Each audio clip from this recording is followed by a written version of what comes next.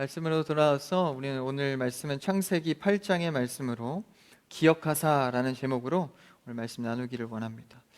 아까 기도에서도 같이 기도했듯이 참 하나님을 알아가는 것은 참 귀한 일인 것 같습니다.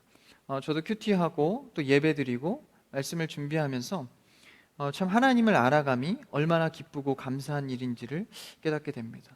그래서 추석 동안에도 사실 이 하나님을 안다, 하나님께 가까이 있다, 이런 것이 얼마나 감사한 일인지를 또 쉬면서 깨달아 가는 거예요. 그래서 오늘 말씀을 통하여서도 하나님의 어떤 속성이 우리를 또 자유케 하시고 은혜 가운데 살게 하시는가 살펴보기를 원합니다. 이 조명이 좀 세네요. 가운데랑 양옆에가 조금 줄여주시고 많이 줄이지 마세요. 오늘 말씀은 창세기에서 아주 유명하고 여러분들이 잘 아는 바로 노아의 방주에 대한 이야기입니다. 근데 우리가 흔히 이 노아의 방주를 생각할 때 하나님께서 물심판을 내리셔서 세상을 멸하시고 노아 가족을 구원해 주셔서 새롭게 시작하는 어떤 그런 큰 구도 속에서 알고 있는 내용입니다. 그런데 오늘 방주의 한 모습을 통하여서 하나님께서 방주 사건의 곳곳마다 하나님이 우리를 향하신 사랑의 계획이 얼마나 절절히 녹아져 있는지를 발견하기를 원합니다. 사실 하나님의 이 역사와 이야기 속에는요, 단순히 그 이야기를 넘어서 숨겨져 있는 메시지들이 상당히 많습니다. 근데 우리가 그것을 놓치거나 보지 못할 때 사실 그 깊이를 좀 알기 어려운 것이죠. 예를 들면 예수님께서 기적을 행하실 때 물이 포도주가 되고 죽은 자가 살아나고 병이 고침을 받을 때, 야, 하나님 대단한 능력이 있다, 믿을만하다 라고 끝나는 경우가 많습니다. 그런데 예수 그리스도의 기적을 자세히 보면 그 전과 후에 항상 말씀이 들어 있습니다. 기적을 행하시기 전에 어떤 말씀 가운데 행하시고, 또 행하시고 난 뒤에는 메시지를 전달하십니다. 사실 그 메시지를 통해서 이 기적이 왜 행해졌고 그 인물과 성격을 통해서 하나님의 메시지가 전달되는 것이죠. 그래서 우리가 성경을 단순한 역사서나 아니면 단순한 이야기로 받는 것이 아니라 하나님의 말씀으로 받게 되기를 축복합니다. 그러면 더 이상 단순한 이야기로 끝나는 게 아니에요. 그 이야기를 통해서 하나님은 누구이신가? 그리고 오늘날 나에게 하나님은 어떻게 역사하실 것인가? 그래서 발견하게 되는 것이죠. 그래서 노아 방주에서도 이 방주 사건에 집중할 포인트들이 있는데 외적인 것 외에도 다양한 이 이야기들이 펼쳐져 있습니다. 오늘 말씀에서 8장의 말씀은 이제 홍수가 끝나고 하나님께서 그 죄악 많은 세상에서 인간을 지으신 것을 한탄할 정도로, 그래서 그 사람들을 멸하기로 작정하시고 홍수 심판을 하십니다. 근데 미리 예언해 주시죠. 누구에게요? 선택한 노아에게. 그래서 노아가 열심히 방주를 만듭니다. 그 가운데 샘이 터지고 비가 내려서 이제 온 땅에 물이 가득하게 되죠. 그래서 배가 이 방주가 약 1년의 시간 동안에 물 위에 떠 있게 됩니다. 그 시간 동안에 많은 마을과 세상과 자연이 모두 수장됩니다. 하늘이 찢어져서 비가 내리고 바닥은 샘이 터져서 솟아 올라오게 되죠. 모두 물이 터져 나옵니다. 이 말씀을 묵상하고 생각할 때 저는 이제 아버지의 고향이 생각이 납니다. 제 고향은 아니고요. 저는 생긴 바와 같이 고향이 서울이고요. 이제 목사님 아버지는 이제 전라 북도에 고향이 있습니다. 그래서 이제 그 고향 땅에 가끔 이제 가는 경우가 있는데, 이제 그곳에 이제 어머니 산소가 있기 때문에 한 번씩 가게 됩니다. 이제 거기 가면 이 목사님이 사셨던 그 동네가 수장이 됐어요. 물에 다 덮여서 호수가 만들어져 있습니다. 그래서 전에 살던 그 고향과 땅이 다 물로 덮여 있습니다. 그래서 거기 가서 보면 참 목사님이 여러 가지 이야기를 하시는데 몰라요. 왜냐하면 형체도 없고 그 땅도 다 변해서 말이죠. 근데 그렇게 마을이 다 수장될 정도로 물이 덮이는 것만 봐도 야, 참 물이 무시무시하다 이런 생각을 하게 됩니다. 호수 하나를 잃어도 마을이 다 그냥 수장될 정도로 그런 생각을 하게 돼요. 그래서 이 홍수 생각을 하면 참 이렇게 많은 물들이 이 마을을 덮듯이 근데 그 정도가 아니죠. 여기서는 뭡니까? 온 세상을 다 덮는 물입니다. 여러분 상상이 되세요? 저도 이번에 추석 때 좀 쉬면서 가족들과 속초에 잠깐 쉬러 다녀왔는데, 그래서 이제 저도 오랜만에 이 바다를 봤어요. 여러분 바다 다 보셨죠? 근데 이 동해 바다가 깊고 좀 깨끗하지 않습니까? 그래서 동해 바다를 이렇게 보는데 저 수평선 넘어서 이 하늘과 맞닿는 그 광활한 바다를 바라보니까 약간 무서움이 오더라고요. 파도도 잔잔한데 굉장히 무섭더라고요. 저는 사실 물을 무서워합니다. 근데 그 잔잔한데도 그 넓고 광활한 바다를 보니까 굉장히 압도가 되더라고요. 그래서 야, 참 자연은 대단하다라는 생각을 했었는데, 그 물이 지구의 3분의 2가 물이라고 하죠. 바다라고 하는데 그 물이 온 땅을 지면을 덮은 겁니다. 감이 상상이 됐어요. 그냥 쳐다만 봐도 바다나 태풍, 파도는 너무나도 무서운데 그 모든 물들이 땅을 덮은 겁니다. 그 가운데 뭐만 둥둥 지금 떠다니죠? 방주만 떠다니는 상황입니다. 그러니까 이 방주는 노도 없고 돛도 없고 아무것도 기능을 할 수 없습니다. 다만 그냥 물에 떠서 정처 없이 흘러가는 거죠. 그러니까 하나님이 약속은 해주셨지만, 예언은 해주셨지만, 알고는 있었지만 1년 넘는 시간 동안에 정처 없이 그 방주에 타서 흐르다 보면 사실 두려움도 있었을 것입니다. 두려움이 왜 없었겠어요? 그리고 땅이 있다고 생각하고 가는 바다랑 땅이 없다고 여겨지는 바다 속에서 정처 없이 가는 건 차원이 다릅니다. 그렇죠? 어떤 목표나 생각을 갖고 저기 조금만 가면 땅이 있어, 이렇게 목표를 갖고 사는 삶과 가도 가도 끝이 없고 물밖에 없는 삶, 대책이 없는 삶은 불안함의 차이는 다르다는 것이죠. 노아 가족이 그랬을 것입니다. 그래서 노아와 노아 가족은 믿음은 있지만 사실 불안은 숨길 수 없는 것이죠. 사실 우리네 삶도 그렇지 않습니까? 믿음은 있지 않습니까? 믿음은 있지만 이 불안을 떨쳐버릴 수 없는 것이 인간의 모습입니다. 이 연약하고 죄 많은 인간이기 때문에 더군다나 밤이 되고 더 외로움이 치달으면 얼마나 두려웠겠습니까? 이 상황 가운데에서 의지할 제목이 무엇이 있겠어요?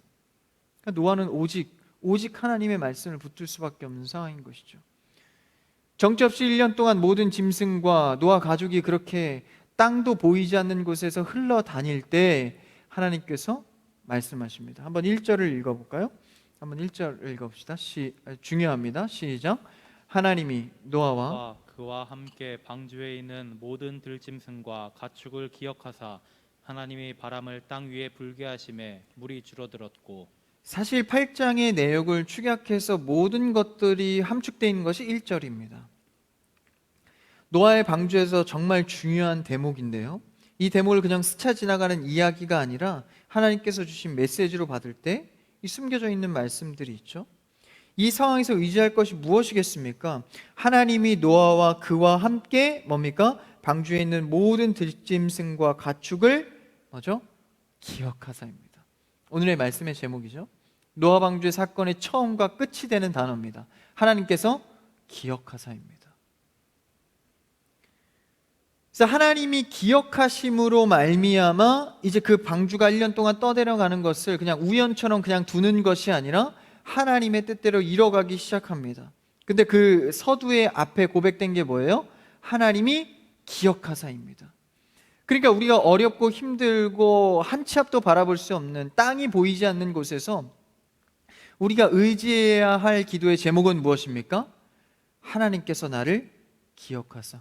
주님, 나를 기억하여 주시옵소서. 나를 생각하여 주시옵소서. 그러니까 이 고백을 시작으로 나아가는 거예요. 이것은 모든 언약과 모든 은혜 가운데 앞선 고백입니다. 하나님께서 나를 기억하사. 그래서 우리는 기도할 때 어떤 제목을 붙드는 것 이전에 어떤 하나님을 붙들 것인가가 먼저입니다. 그 고백 속에 기억하사의 하나님을 고백하는 여러분 되길 축복합니다. 그 고백이 먼저 되는 것이죠. 오늘 말씀에서 보면 기억하시는 하나님, 이 중심 단어라고도 할 수 있는데, 이 기억한다라는 이 오늘 한글의 번역은 사실상 조금 우리의 의미의 이해와 조금 다른 면을 갖습니다. 기억하사 하면 여러분 어떤 것이 떠올라요? 그 사람이 행동했던 것을, 과거를 떠올린다. 그렇죠? 그가 말했던 것을 떠올린다. 그렇게 해석을 해보면 어떻게 될까요? 하나님께서 노아와 했던 약속이나 노아가 한 말과 행동, 야 노아 너가 나에게 참 신실하게 방주를 만들었지, 그때를 내가 기억해서 은혜를 준다거나, 노아 너 나에게 이런 고백을 했지, 예배를 드렸지, 그걸 통해서 내가 기억해 줄게의 기억이 아닌 겁니다. 그 기억의 단어의 의미가 아닌 것이죠.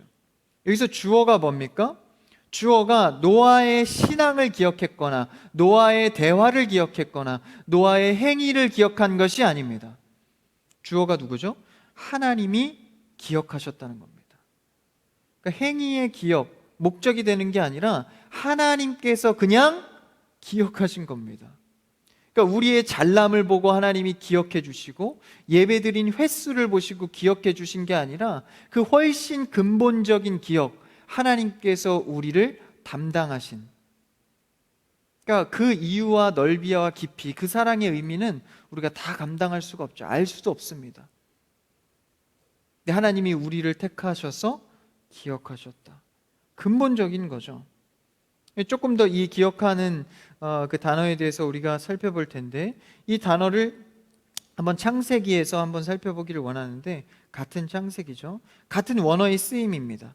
여기서는 이제 생각하다라도 쓰였는데, 그러니까 자카르라는 이 단어가 생각하사, 기억하사, 한글 번역으로 이렇게 여러 가지로 번역됐어요. 그 번역된 부분을 한번 볼까요? 창세기 19장 29절입니다. 앞에 있습니다. 한번 같이 읽어볼까요? 시작. 하나님이 그 지역의 성을 멸하실 때, 곧 롯이 거주하는 성을 엎으실 때 하나님이 아브라함을 생각하사 롯을 그 엎으시는 중에 내보내셨더라. 이 말씀을 좀 띄어놔 주시고, 지금 장면이 이제 노아 때부터 한참 지난 뒤입니다. 그 뒤에 어느 때죠? 아브라함 때입니다. 근데 아브라함 때에 롯이 거주하는 성을 하나님께서 멸하실 때, 근데 이 롯을 구해 주시거든요. 그러니까 구원해 주십니다. 근데 그럼에도 불구하고 하나님께서는 롯을 구원할 때 누구를 보시고 하시죠? 지금 오늘 말씀을 보니까 하나님이 아브라함을 생각하사 롯을 그 엎으시는 중에, 심판하시는 중에 구원했다라는 겁니다. 좀 이상하죠? 롯을 구원하려면 롯의 행위나 고백이나 롯의 신앙을 봐야 될 텐데, 아브라함을 생각하사, 여기서는 자카르, 오늘 말씀에서 기억하다랑 동의어입니다. 표현을 여기서는 생각하사로 했는데, 그러니까 아브라함을 다시 말하면 기억하사 롯을 그 엎으시는 중에서 내보내셨다는 거예요. 좀 이상하죠? 롯의 구원을 롯의 근거와 롯의 조건으로 구원하는 게 아니라 아브라함을 생각해서, 아브라함을 기억해서 구원했다는 거예요. 그럼 아브라함의 어떤 기억을 통해서 지금 구원하시는 걸까? 바로 아브라함과 처음에 맺은 하나님의 말씀입니다. 아브라함에게 뭐라고 말씀하셨죠? 하나님께서 내가 너를 통해서 수많은 민족을 이룰 거야. 바다의 모래알같이, 하늘의 별과 같이 너를 통해서 이스라엘 민족을 만들어낼 건데, 나의 백성으로 칭해 줄 건데, 그래서 내가 너를 선택했어. 그래서 하나님의 태로부터 나온 자식이 누구죠? 이삭, 그 다음 야곱, 요셉입니다. 그러니까 아브라함을 여기서 기억해서 생각하사 롯을 구원했다는 건 무슨 의미입니까? 아브라함, 오직 혈통, 하나님의 혈통을 말하는 거예요. 하나님의 혈통, 거기서 누가 나오죠? 바로 예수 그리스도가 나오십니다. 그러니까 아브라함 때 이삭, 야곱, 요셉을 통해서 그때에 가서 누가 나옵니까? 바로 예수 그리스도가 나오는 것이죠. 그러니까 그 예수 그리스도의 혈통, 하나님의 언약, 너희를 선택한, 너희는 이유를 알 수 없지만 나의 기쁘신 뜻대로 선택한 너희, 그 아브라함을 생각하사 누굴 구합니까? 롯을 구했다는 겁니다. 그러니까 원래는 하나님이 구원하기 위해서 롯의 실력을 봐야 되는데 아브라함을 보시는 거예요. 그러니까 하나님의 선택이죠. 하나님이 선택한 백성, 혈통입니다. 그래서 자기 실력으로 나온 자가 아니라 아브라함의 아들이 누구죠? 이삭입니다. 하나님의 뜻으로 나온. 그러니까 이스마엘도 있죠. 아브라함 자손 중에. 거기는 자기 실력으로 나온 아들입니다. 이삭이 하나님께서 주신 자녀죠. 그를 통해서, 오직 그 혈통을 통해서 예수 그리스도가 나오십니다. 그렇다면 아까 읽은 29절의 말씀에서 오실 예수 그리스도의 족보를 기억하사입니다. 그 29절을 한번 다시 띄워주시겠어요? 불이 깜빡거려요. 저 꺼버리세요 그냥. 29절 제가 읽어볼게요. 하나님이 그 지역의 성을 멸하실 때, 곧 롯이 거주하는 성을 엎으실 때에 하나님이 아브라함을 생각하사. 여기서 말을 바꿔볼까요? 아브라함 혈통 누구죠? 예수 그리스도를 생각하사 롯을 그 엎으시는 중에서 내보내셨더라. 이게 훨씬 더 자연스럽죠? 아브라함을 통한 하나님의 계보를 말하는 겁니다. 그래서 하나님이 기억하는 것은 뭡니까? 조건이 없습니다. 전적으로 예수 그리스도의 사랑이 먼저인 거예요. 그러니까 내가 아무리 잘나고 신앙생활 열심히 하고 정말 봉사와 성김도 열심히 해도 그 앞에 조건이 뭐가 더 달려야 됩니까? 아브라함의 혈통 예수 그리스도가 먼저여야 합니다. 그래서 우리의 실력과 내가 원하는 걸 고백하기 이전에 아브라함, 예수 그리스도의 고백이 먼저 돼야 합니다. 왜요? 그걸 통해서 롯을 구원했듯이, 그걸 통해서 우리의 기도의 제목들과 앞으로의 비전들과 내가 해야 될 일들이 하나님 뜻 안에서 이루어진다는 것이죠. 구약에서 그것을 말해주는 겁니다. 그게 뭡니까? 창세기 아까 읽은 본문 8장 1절에서의 기억하사입니다. 그러니까 노아가 방주를 만들어서 열심히 순종해서 구원해 준 게 아닙니다. 하나님은 이미 노아를 기억하사. 그러니까 우리가 의지해야 될 하나님의 속성의 제목이 뭔 거예요? 주님, 나 1년 동안 예배 한 번도 안 빠졌어요. 이번 2021년도 대박. 진짜 잘했습니다, 신앙생활. 이 조건은 하나님이 은혜 부으시는 게 아니라는 겁니다. 그건 뭐예요? 하나님의 은혜와 성령의 감동에 의해서 내가 자발적으로 한 일입니다. 여러분, 예배와 신앙은 자발적으로 하시는 여러분들을 축복합니다. 어떤 조건을 붙이는 게 아니죠.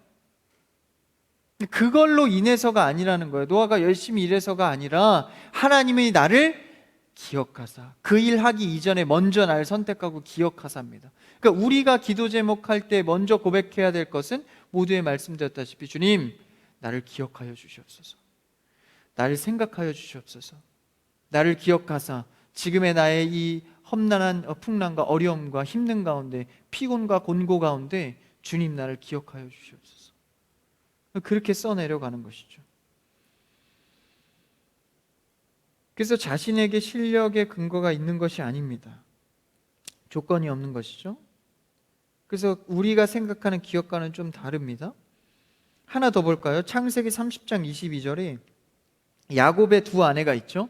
야곱의 두 아내, 한 아내는 누구죠? 라헬입니다. 그러니까 야곱이 라헬을 사랑했는데, 그러나 그의 아버지의 술수로 이 언니랑 결혼시키고 싶어가지고, 그렇죠? 아내가 둘이 돼버리는 거예요. 근데 이제 라헬은 아기가 없었습니다. 근데 그 괴로움 중에 하나님께서 어떻게 하시죠? 창세기 30장 22절 한번 띄워주시면 시작. 하나님이 라헬을 생각하신지라 하나님이 그의 소원을 들으시고 그의 태를 여셨으므로. 그러니까 그의 소원을 들으시고 이루어졌다, 태를 여셨자, 아이를 낳게 했다가 먼저입니까? 아니면 생각한지라가 먼저입니까? 그냥 심플하게 금방 나오죠. 여기서 생각한지라도 똑같은 단어, 자카르, 기억하사입니다. 하나님이 라헬을 기억하사. 뭐 라헬이 무슨 대단한 성인 군자여서 그렇습니까? 그게 아닙니다. 하나님이 택한 자이기 때문에 그를 기억하는 겁니다. 그러니까 우리가 여기서 지금 하나님을 알 수 있고 예배드릴 수 있는 것은 하나님이 기억하사입니다. 그러니까 얼마나 우리에게 큰 은혜로 시작된 것입니까? 한 가지 더 볼까요? 주의 백성들, 이스라엘 백성들이 이제 애굽에서 나왔을 때 모세가 한 말입니다. 한번 신명기 9장 27절을 한번 읽어볼까요? 같이 읽습니다. 시작. 주의 종 아브라함과 이삭과 야곱을 생각하사 이 백성의 완악함과 악과 죄를 보지 마옵소서. 그러니까 그들의 이 이스라엘 백성들이 우리 출애굽기 나가봐서 알잖아요. 이 완악함과 완고함, 뒤돌아서면 또 불평하고 그 죄를 보지 말아달라는 거예요. 그 기도를 하는데 앞에 뭐가 들어오죠? 아브라함과 이삭과 야곱을 생각하사. 이게 뭡니까? 우리를 예수 그리스도로부터 선택하셨으니 기억하사 그들의 죄를 보지 마옵소서. 그러니까 이 시각이 달라지는 거죠. 기억하사의 의미가 말입니다. 주의 자손 백성들 곧 예수 그리스도의 사랑으로 선택된 자들을 기억하사 합니다. 당시에는 지금 예수 그리스도가 오시지도 않았으니까 이 개념이 더 강하게 들어오지는 못하죠. 근데 우리는 이 의미가 강하게 들어옵니다. 예수 그리스도를 통하여서 나를 살리신 것, 그것을 기억하사. 그러니까 모든 지금 뭐예요? 구약 성경에서 많은 기도 제목들 서두에 생각하사 기억하사가 달리는 겁니다. 그대로 우리가 적용하면 됩니다. 주님, 나 이 어려움 있습니다. 나를 아브라함과 같이 선택하셨으니 나를 기억하사 이 어려움 가운데 길을 주시옵소서. 여러분, 이 기도 제목이 얼마나 탁월하고 단어 선택이 적절한가를 성경에서 발견할 수 있는 겁니다. 그러니까 다른 거예요. 내 개념 속에서 그냥 주님 나 어려워요, 길을 내주세요, 이것과 하나님 나를 기억하사, 그렇죠? 이 의미를 알고 주님께 고백할 때 주님과 마음이 맞아가는 것이죠. 그래서 굉장히 1절에서 중요한 표현을 하고 있는 겁니다. 노아와 방주 안에 있는 모든 가축을 기억하사. 좀 이렇게 표현해보면 어떨까요? 우리가 이 좋아하는 관계, 뭐 이성 관계가 될 수도 있고, 뭐 친구 관계가 될 수도 있고, 여러분들이 뭐 이렇게 서로 관계를 위해서 노력을 하지 않습니까? 그래서 뭐 기념일도 챙기기도 하고 생일도 챙기기도 하고 뭐 그러지 않습니까? 근데 그렇게 챙기는 거 말고 그냥 챙기는 경우가 있죠. 이 남녀 사이에서도 뭐 기념일만 챙기는 것도 참 은혜가 될 수 있겠지만 그냥 챙기는 모양들이 사실 더 은혜롭습니다. 그래서 무슨 날도 아닌데 뭐 이벤트를 준비했어, 무슨 날도 아닌데 선물을 준비했어, 이거 뭐야? 그냥 별로 감동이 없나요? 기념일 때나 잘해 뭐 이렇게 되나? 그냥 하는 게 얼마나 은혜되는지 몰라요. 저도 무슨 일이 있어서 뭐 청년과 얘기하거나 무슨 일이 있어서 성도님에게 찾아가거나 뭐 이런 일이 있지만 그냥 문득 생각이 드는 경우가 있어요. 목자분들 공감하실지 모르겠어요. 기도하다 보면 그냥 떠오르는 거예요. 그 형제, 그 자매, 이게 굉장히 은혜가 되는 겁니다. 근데 그 전제 조건은 사실 뭐죠? 그와 나의 관계가 사랑으로 엮여 있기 때문에 그냥이 나오는 겁니다. 우리도 하나님 앞에 어쩔 때는 조건을 너무 많이 달 때가 많을지 모르겠습니다. 근데 그 조건을 다 내려놓고 때로는 문득 그냥 하나님과의 관계가 좋은 거예요. 그냥 문득 그냥 저 자연을 나에게 허락하심에 감사한 겁니다. 그냥 문득 그냥 내가 하나님 안에서 살아갈 수 있음에 감사한 겁니다. 여러분, 그런 신앙의 경험들이 많아지기를 축복합니다. 뭐 때문에 좋고 뭐 때문에 싫고, 여러분 이런 패턴을 이제 깨야 됩니다. 감사함이 많아지는 것이죠. 그래서 이제 우리 청년들도 저와 이제 제가 뭐 갑자기 부르거나 얘기할 때 놀라지 마십시오. 나랑 잠깐 자매 얘기할까? 왜요? 뭔데요? 왜요? 막 이렇게 슬슬 뒷걸음질하면서 그러지 마시고, 네 전사님 좋아요. 뭐 시키시려고요? 이런 거 아니고. 그러니까 우리가 이런 하나님과의 관계처럼, 그렇죠? 그냥 그게 뭡니까? 하나님께서 우리를 기억하사. 어떤 조건 때문이 아니라는 거예요. 나에게는 어떤 조건이나 잘남이 없는데 하나님의 뜻으로 나를 그냥 기억하시는 겁니다. 그러니까 내 쪽에 근거를 두고 하나님께서 일하시면 난 하루에도 수많은 심판을 받아야 될 줄 모릅니다. 내 쪽에 근거를 두고 하나님께서 반응하신다면 저는 날마다 매를 맞아야 될 수도 있습니다. 근데 하나님께서 그냥 문득 일하시고 하나님의 뜻대로 만지시는 거죠. 그걸 내가 경험해 갈 때 감사하다. 난 한 게 없는데. 그래서 이것에 초점을 맞추는 것이죠. 그리고 이 기억하사 그대로 이제 그 기억을 통해서 행하십니다. 그냥 기억만 하시는 게 아니에요. 어떻게 행하시나요? 1절 다시 한번 읽어볼까요? 1절 8장 1절입니다. 시작. 하나님이 그와 함께 방주에 있는 모든 들짐승과 가축을 기억하사 하나님이 바람을 땅 위에 불게 하심에 물이 줄어들었고. 기억하사 그 다음에 어떤 대목이 나오죠? 하나님이 바람을 땅 위에 불게 하심에 물이 줄어듭니다. 지금 물이 줄어든다는 건 뭐예요? 이제 물 심판을 끝내시고 땅을 드러내셔서 이 심판을 걷어가신다는 뜻입니다. 직접적인 근데 행위를 하세요. 그러면서 물을 감소시키시죠. 물과 바다는 성경에서 어떤 의미를 갖습니까? 보통 통상적으로 심판의 의미를 갖습니다. 그러니까 물의 어떤 세상적 그런 죄악 가운데, 그래서 풍랑이 일잖아요. 예수님께서 배에 타실 때 세상적 위협이죠. 그런 심판과 고난과 환란을 의미합니다. 그런 풍랑이 어떻게 돼요? 점점 감소하게 되는 결과를 얻습니다. 그렇죠? 점점 그 풍랑 고난이 물러가는 거예요. 그 원인은 뭐죠? 말씀해 보니까 원인은 바람을 땅에 불게 하십니다. 바람을 사용하셔서 결과적으로 감소하게 됐다는 거예요. 근데 보통 우리가 물이 마른다 생각하면 어떤 걸 많이 떠올리게 됩니까? 태양이죠, 태양. 태양으로 물을 말리지 않습니까?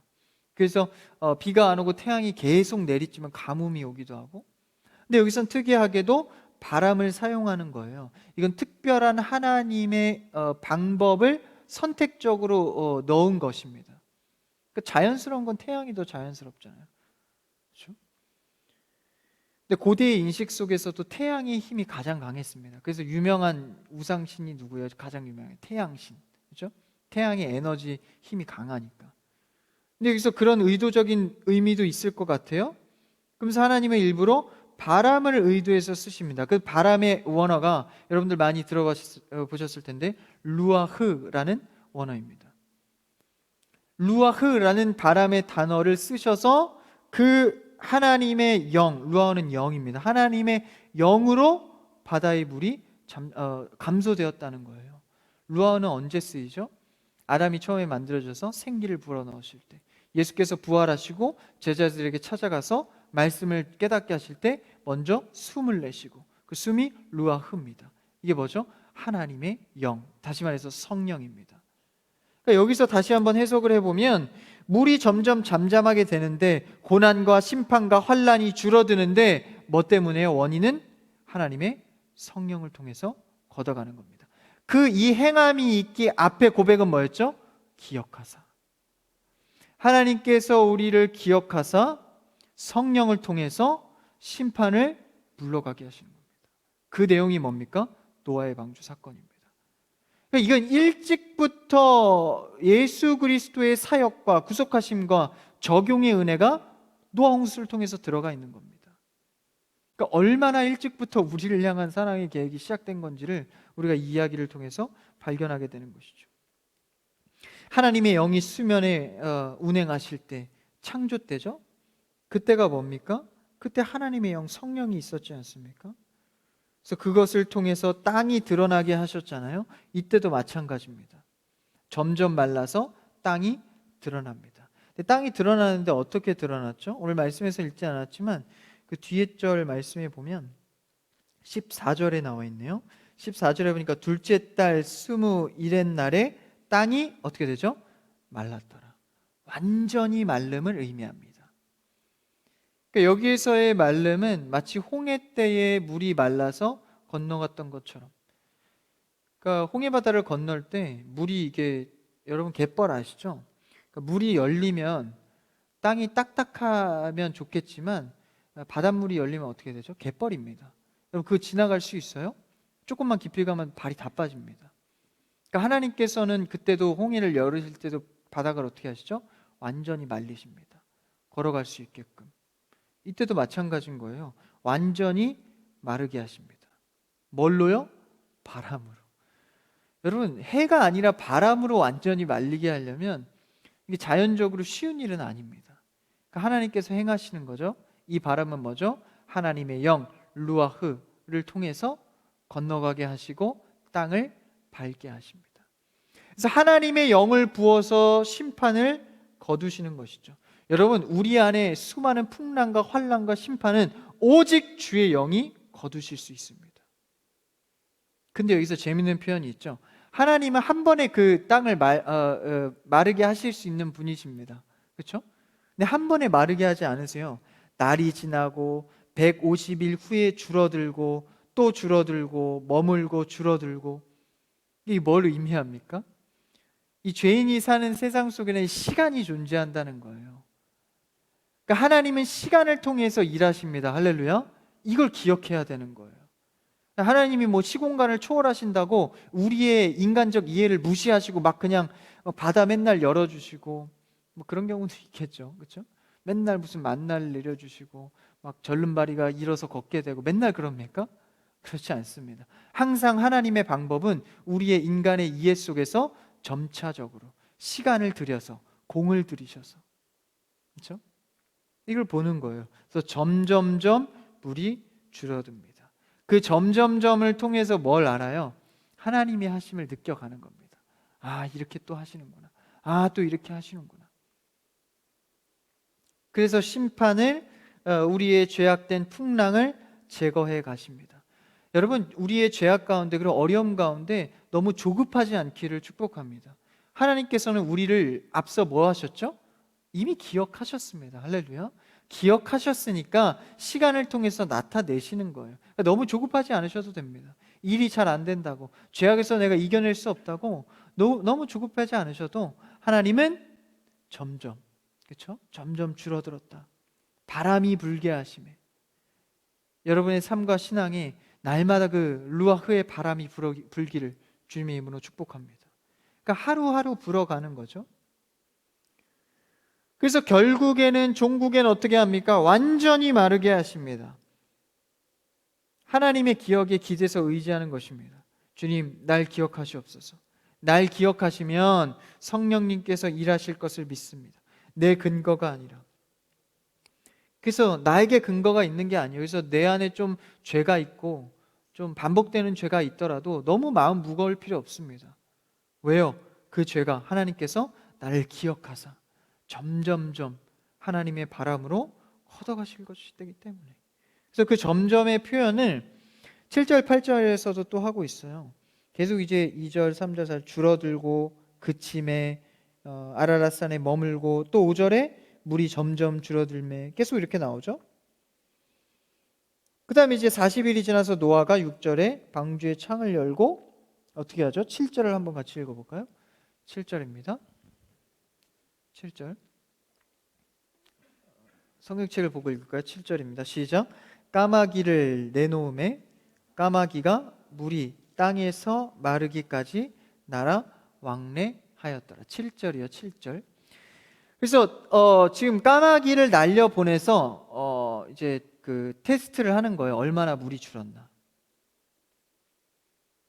근데 까마귀를 내보냈더니 까마귀가 돌아오지 않는 거예요. 아, 물이 아직도 깊나 보다. 그러면서 또 어떻게 하죠? 8절에 8절 한번 읽어볼까요? 뛸 수 있나요? 네, 시작. 그가 또 지면에서 물이 줄어들었는지를 알고자 하며. 이번에는 비둘기를 내보내요.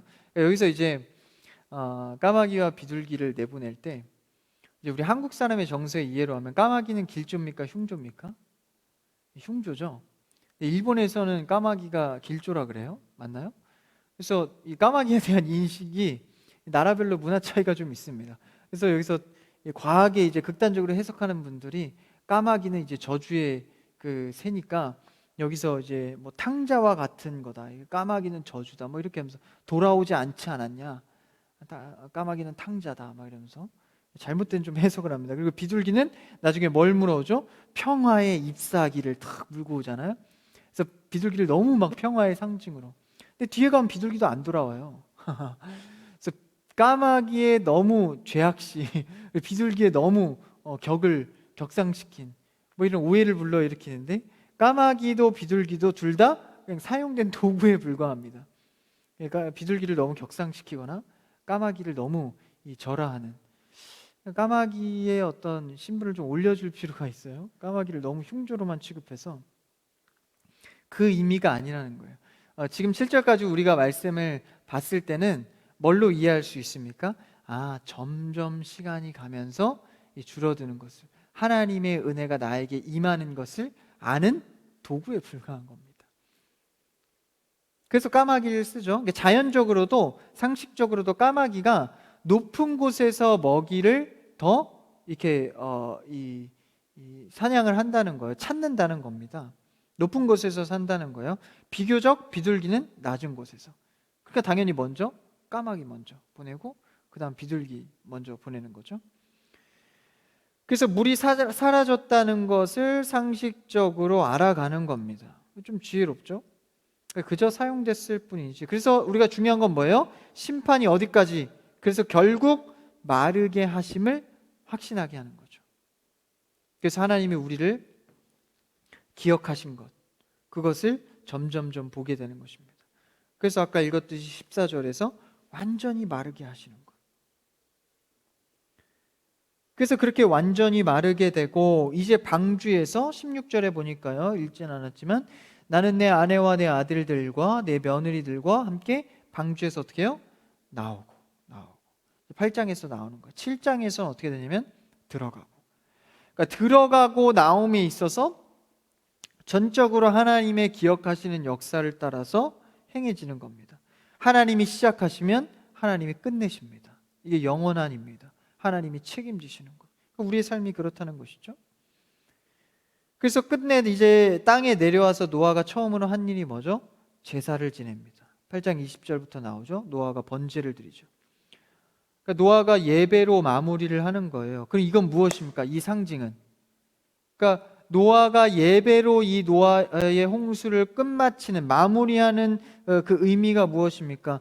내겐 조건이 없습니다. 하나님이 하셨군요. 예배를 드리는 거예요. 그러니까 만약에 이 개념이 없었다면 어떻게 됐을까요? 땅을 밟으면 일단 너무 감격스러우니까 막 우리 집 어디다 지을까? 이제 우리 이 짐승을 통해서 무슨 일을 할까? 이거부터 찾았을 거예요. 근데 노아는 그렇게 하지 않습니다. 먼저 내리자마자 번제를 드립니다. 왜요? 하나님께서 나를 기억하사 하신 일을 알았으니까. 점점점 줄어들고 까마귀 보내고 비둘기 보내서 그것을 알았으니까. 그래서 내게 조건이 없는 구원임을 확신하는 겁니다. 종결하는 겁니다. 이 번제는 뭘 상징하죠? 예수 그리스도의 구속을 상징합니다. 그분을 통하여 드리는 예배, 은혜를 누리는 거죠. 그래서 이제 그의 삶과 그의 예배는 은혜를 누리는 삶입니다. 그러면서 하나님께서 이제 어떤 언약을 하시죠? 무지개 언약을 하세요. 무지개를 보여주면서 다시는 내가 물로 너희를 심판하지 않겠다 말씀하십니다. 이게 무슨 말일까요? 물로 너 괴롭히지 않을게, 이 말이 아니라 내가 이런 다 쓸어버리는 심판을 통해서도 안 되기 때문에 다른 방법을 선택하겠다라는 말씀입니다. 다른 방법. 그게 뭘까요? 바로 예수 그리스도입니다. 그래서 하나님의 기억, 하나님께서 우리를 기억하신다는 것은 어떠한 언약보다, 어떠한 행위보다도 앞서는 본질적인 개념입니다. 그래서 우리가 항상 주 앞에 어떤 일을 하든지 어떤 기도를 하든지 반드시 고백해야 될 하나님의 속성입니다. 주님, 나를 기억하여 주시옵소서. 주님, 나를 기억하여 주시옵소서. 저는 이런 하나님 나를 생각해 주세요, 기억해 주세요, 이런 고백을 하면 그냥 나도 모르게 눈물이 왈칵 쏟아집니다. 주님, 나를 기억해 주세요. 나를 아는 거예요. 내가 안 될 것을, 내가 힘든 것을. 그때 이 한마디 고백을 통해서 하나님의 은혜를 누려가는 것입니다. 그러니까 기분이나 감정적으로만 하는 것이 아니라 하나님이 어떻게 하세요? 직접적인 행동을 하십니다. 그렇죠? 바람을 불어서 땅을 마르게 하시고 결국은 무틀 내셔서 나를 거기에 서게 하시는 분. 그래서 우리는 문제마다 하나님이 기억하시면 되는 겁니다. 여러분, 문제 속에 하나님의 기억이 있기를 축복합니다. 그래서 예수 그리스도의 구속과 성령 하나님의 일하심으로, 그래서 진정한 안식이 노아에게 이제 예배로 마무리되면서 임하는 겁니다. 하나님의 기억하심이 삶에 수많이 경험되기를 축복합니다. 그래서 우리는 고백하는 겁니다. 하나님, 나를 불쌍히 여겨주세요. 기억해 주세요. 나를 생각해 주세요. 생각해 주세요. 하나님의 그 루아흐의 바람이, 성령의 영의 바람이 내 모든 풍랑을 완전히 마르게 하심을 소망합니다. 주님, 나를 기억하여 주시옵소서. 여러분, 그런 고백 속에서 하나님의 일을 발견해 가기를 축복합니다. 그래서 결국은 비둘기도 내놓았는데 12절에 돌아오지 않습니다. 여러분, 하나님은 우리를 기억하사 결국은 모든 물과 풍랑을 잠재우십니다. 여러분, 그것을 소망하고 기억하면서 우리의 삶 속에서 하나님의 풍성한 기억의 경험을 하기를 축복합니다. 노아의 이 충격적인 경험이긴 했지만 이걸 통해서 노아의 삶과 그 대는 이미 하나님께 붙들린 평안으로 가는 겁니다. 우리의 삶 속에서도 어떠한 풍랑과 어려움과 고난이 있을지라도 우리의 고백이 앞선 고백, 하나님, 나를 기억하사 나를 생각하사, 이 고백을 통해서 모든 문제 앞에서 하나님을 경험하게 되는 여러분의 삶과 이번 한 주의 승리의 삶이 되기를 주님의 이름으로 축복합니다. 기도하겠습니다.